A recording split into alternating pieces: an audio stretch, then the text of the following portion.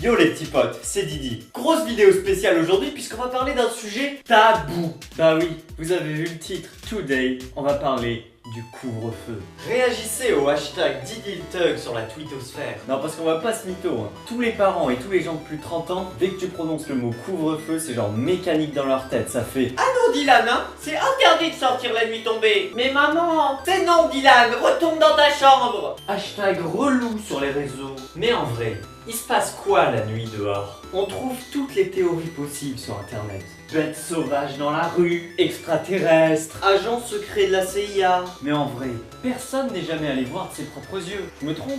Ça fait des années que tout le monde se dit que l'extérieur, la nuit, c'est dangereux. Et de génération en génération, les gens y croient à cette connerie. Il fallait attendre l'arrivée de Super Didi. Ok, pas ouf le déguisement. Pouce bleu pour financer mes prochaines vidéos. Tout le monde dit que l'extérieur est dangereux? Et ben moi, je vais aller vérifier tout ça pour vous. Vous avez bien entendu, si cette vidéo atteint les 50 000 pouces bleus d'ici la semaine prochaine, je vous fais une vidéo super spéciale les amis, dans laquelle je sortirai en plein couvre-feu et vous et moi, on va voir ce qui se cache à l'extérieur. D'ici là, portez-vous bien et surtout si la vidéo vous a plu, n'hésitez pas à mettre le petit pouce bleu qui va bien et abonnez-vous à la chaîne. C'était Didi, I'm out.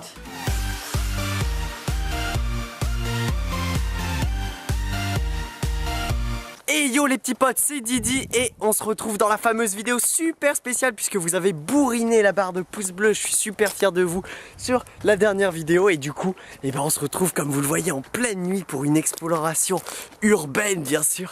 Alors depuis tout à l'heure, je dois vous le dire les amis, quand je suis venu ici, depuis tout à l'heure j'entends des trucs qui bougent derrière moi et je flippe ma race. Donc, et là je continue à entendre des trucs pas très nets quoi. Du coup, je vais peut-être accélérer un peu la cadence. Là, on passe dans le fameux tunnel qui mène au centre-ville. Il y a plein de théories sur internet. Il y a un truc obligé. Je vais me caler là. Je coupe la lumière.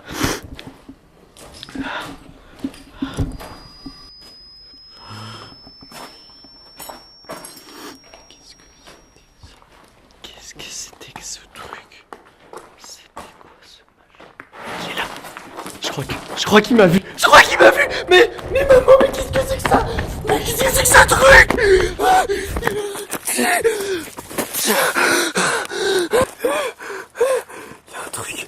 un truc.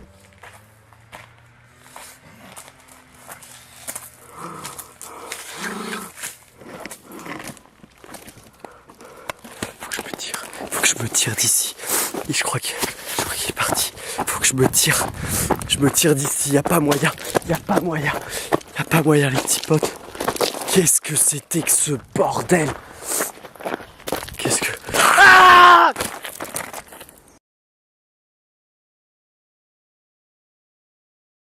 Vous avez vu les vidéos qui est sortie là?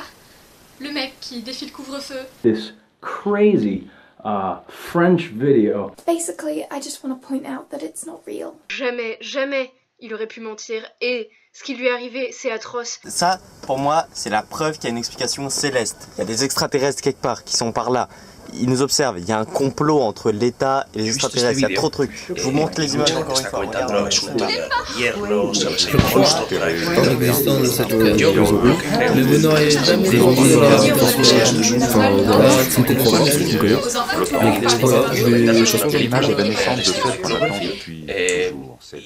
Personnellement, j'aurais du mal à croire à cette version des faits. Mais si elle existe vraiment, je veux en avoir le cœur net. Il se pourrait qu'il s'agisse d'une nouvelle espèce. Peut-être même qu'elle serait capable de communiquer. Je vais donc sortir et aller filmer tout ça.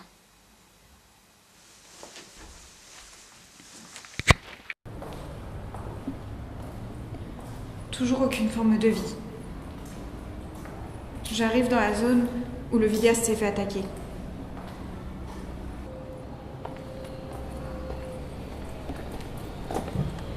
Attendez, je crois qu'il y a quelque chose.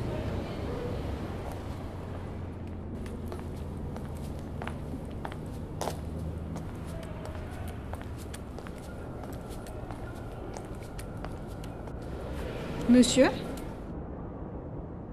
Bien le bonsoir, mademoiselle. Qu'est-ce que vous faites ici? C'est dangereux? Si c'est si dangereux, qu'est-ce qui vous amène ici? Mais enfin, vous n'avez pas peur du monstre?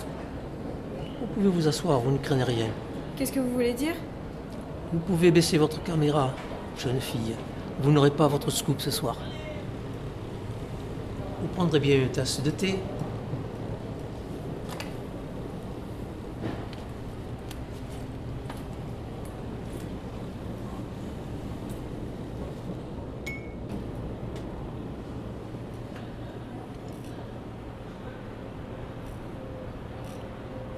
Je comprends pas. Le monstre de la vidéo, c'était pour de faux? Il faut vouloir savoir pour comprendre. Tu m'as l'air plutôt futé. Je vais t'expliquer. Il fut un temps où nous regardions les flammes danser sur les murs. Aujourd'hui, ces mêmes murs sont rigides et froids. On privilégie ce qui choque, ce qui dérange. La véracité des informations n'a plus d'importance. Les hommes sont dans une caverne. Les images défilent devant leurs yeux, mais ils ne se retournent pas. Je ne saisis pas bien. Pourquoi ne pas leur dire de se retourner dans ce cas? Si nous les contraignions à se retourner vers la lumière, ne penses-tu pas qu'ils auraient mal aux yeux? Il est plus facile de distinguer les ombres contre le mur, car elles sont moins éblouissantes que la lumière. Un écran est une protection. Il nous sépare du réel. C'est un rempart contre les sensations brutes. Les émotions que l'on peut ressentir sont moindres à travers ces boucliers de plastique que sont nos téléviseurs. Tant que l'homme continuera à se tromper soi-même, il restera figé devant ces ombres qui dansent devant lui. Mais maintenant que nous avons percé le mystère du couvre-feu, il faut mettre tout le monde au courant, et ainsi les gens recommenceront à sortir la nuit tombée. Malheureusement, c'est à eux de faire l'effort de se lever, comme c'est à eux de discerner le vrai du faux, de ce qui se dit. Dans ce monde, il y a ceux qui regardent sans se poser de questions, ceux comme toi et moi qui avons ouvert les yeux, et ceux qui ont compris le jeu, qui se le sont appropriés et en tirent avantage.